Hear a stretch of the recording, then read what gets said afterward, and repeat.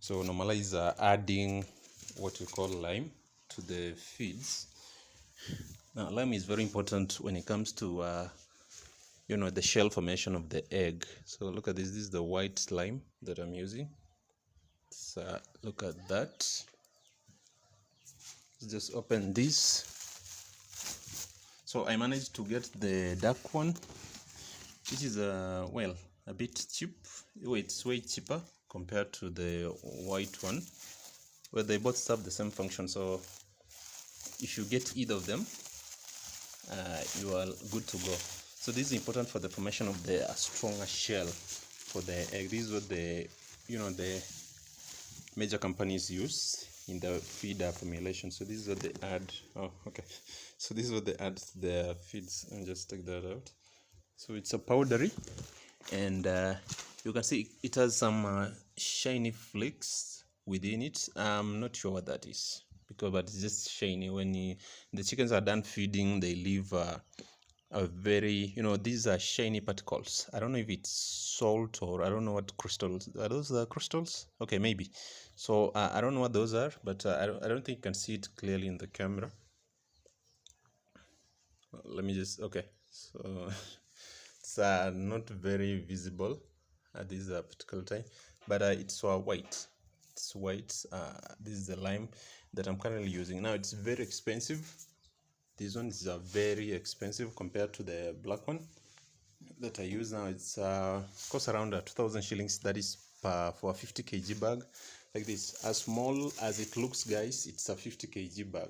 Now compare that with the black one, which is the same quantity but a bigger piece of paper or bag or packaging paper, because it's the differences in the density of those two. That's what brings out the differences. So normalize, guys, adding lime to the feeds. Now naturally, I don't know if you can explain this to me, where the chickens, the chickens in the area or in your local chickens get their lime from, because they go on to lay. I don't know where they get that from. Maybe is it from the sun, or is it from the plants? Maybe. But they go on to lay. They lay like maybe several times within a week. They lay several times within a week, and they manage to get very nice eggs. So I don't know where they get their calcium from, but for these layers, guys, you have to supplement it. That's why it has to be added here to the feeds. So this is my mixture now. Currently I'm mixing these 200 kilos of feeds. I believe this should be push me for the next 5 or 6 days, because the consumption is getting bigger for the chickens. So this should be last for around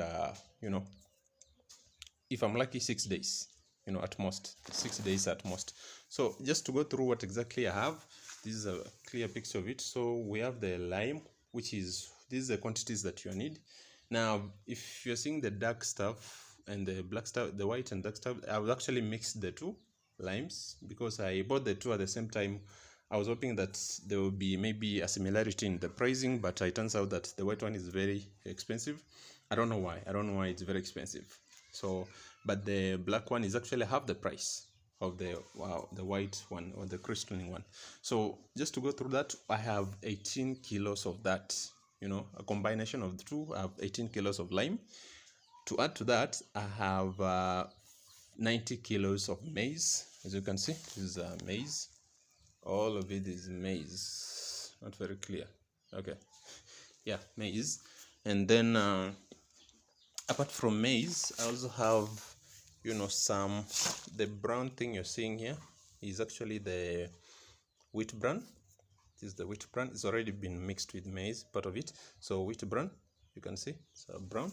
And then now, how many kilos do I have? I'm supposed to have 21 per 100, so that should be 42, but I have 40 kilos of wheat bran, that.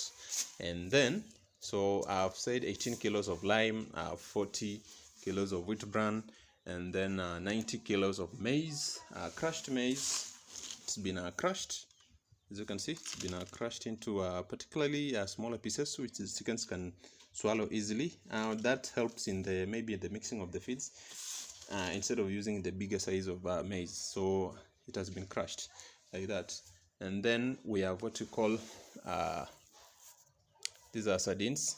The smaller pieces, smaller versions of sardines. These were the ones that they throw away when you go to maybe a lake close to a place where they're doing fishing. These the sections, pieces, the smaller pieces that they throw away these ones, and then these ones you can use them as chicken feeds. Now remember that fish meal comes in different forms. We have bones which have been crushed. So they may be bones which have been crushed, or we can just use these sardines, these smaller sardines right here.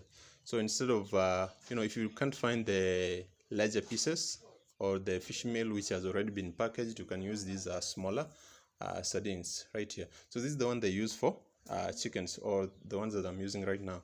So I need about 20 tins for that to happen. So 20 tins, if you change that, should be around 10 kilos, 11 kgs of that, of fish meal.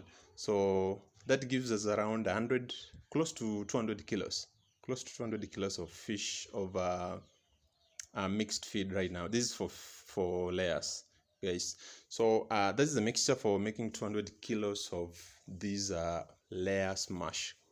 So I think I'll end the video there, and make sure that you are mixing your lime correctly, because this is very important. I've come across a situation where the chickens are limping at the particular time because of the reduction in the amount of lime for that particular week. So it's a big issue. It's a very important component when it comes to mixing these feeds. For those asking why we're using why I add so much of these sardines into the mix, is because of one thing. Now remember that soya, there's no replacement for soya in this case, guys. There's no replacement for soya in any case when you're formulating chicken feeds. So it's such a huge protein content component in this mixture that it can never be ignored. You see, almost all chicken, whether animal feeds, have soya in them. Almost, if not 100% of them. The main protein source is soya. So there's no replacement for soya. That's just for sure. There's no replacement for soya out there. That's why it's a big business, by the way. It's a big business, and it's pretty expensive. Soya is pretty expensive. It remains top on the list, guys, of the most expensive of these components. So the reason I'm adding sardines into this mix is because, one, I've just given you the reason. Two reasons why I'm adding sardines into this mix is because of these guys, or why you need an additional or an alternative source of protein into the mix. Because remember, you cannot use soya alone into the when you're formulating these feeds. You cannot use it alone. Now the reason number one is because you need an alternative source of protein, which in this case is animal protein, guys. Chickens need animal protein in this case. So if I'm adding soya, or rather if I'm adding sardines or fish meal into the case, is because I want to supplement the chickens with animal protein in that case.